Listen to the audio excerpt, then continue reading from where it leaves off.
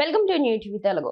తెలంగాణలో మంత్రులు కమిషన్లు తీసుకోకుండా ఏ పని చేయడం లేదంటూ మంత్రి కొండా సురేఖ చేసినట్లుగా ప్రచారంలో ఉన్న వ్యాఖ్యలపై మాజీ మంత్రి బీఆర్ఎస్ వర్కింగ్ ప్రెసిడెంట్ కేటీఆర్ తీవ్రంగా స్పందించారు. ఈ వ్యాఖ్యల నేపథ్యంలో కనీసం ఇప్పటికైనా కొన్ని నిజాలు బయటపెట్టినందుకు కొండా సురేఖకు హృదయపూర్వక అభినందనలు తెలుపుతున్నానంటూ ఆయన ఎక్స్ వేదికగా వ్యంగ్యాస్త్రాలు సంధించారు. రాష్ట్రంలోని కాంగ్రెస్ ప్రభుత్వం కమిషన్ సర్కార్గా మారిపోయిందని ఆరోపించారు.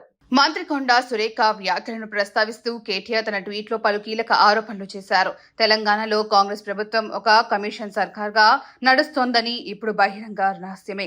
ఈ ప్రభుత్వంలో ఫైళ్లపై సంతకాలు పెట్టాలంటే మంత్రులు, వారి సహచర మంత్రులు ఏకంగా 30% కమిషన్ తీసుకుంటున్నారు అని కేటీఆర్ ఆరోపించారు.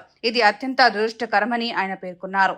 గతంలో సచివాలయంలో కొందరు కాంట్రాక్టర్లు ఇదే కమిషన్ల వ్యవహారంపై ధర్నా చేసిన ఘటనలు కేటీఆర్ గుర్తు చేశారు. ఈ సంఘటనే ఈ ప్రభుత్వంలో మంత్రుల కమిషన్ల బాగోతాన్ని బహిర్గతం చేసిందని ఆయన వ్యాఖ్యానించారు. ఈ సందర్భంగా మంత్రి కొండా సురేఖకు కేటీఆర్ ఒక విజ్ఞప్తి చేశారు. కమిషన్లు తీసుకుంటున్న ఆ మంత్రుల వివరాలను, వారి పేర్లను ప్రజల ముందు బహిర్గతం చేయాలి అని ఆయన డిమాండ్ చేశారు.